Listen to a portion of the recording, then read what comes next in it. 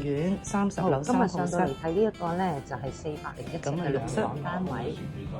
咁睇咗個洗手間先，咁啊業主就改咗咁就轉咗企缸。咁啊，另外我哋就再去廚房呢邊睇一睇。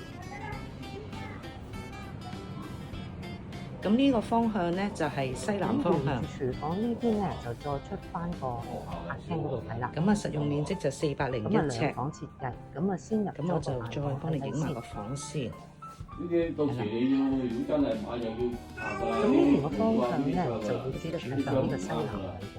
因為我就整爛合結啲垃圾就。然之後呢個客廳位所以置啦。呢個窗唔得㗎。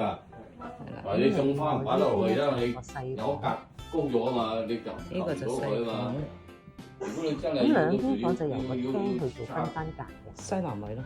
西南位咯，所以佢打風打唔到就係香港打風啊，打東北東南啊嘛。睇睇嗰個咁啊，望呢一個蝴蝶山呢個景。咁啊，望翻綠油油嘅山景。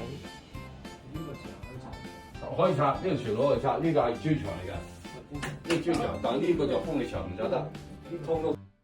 如果大家對我介紹呢個單位有興趣，想實地上去睇嘅咧，可以隨時聯絡我㗎。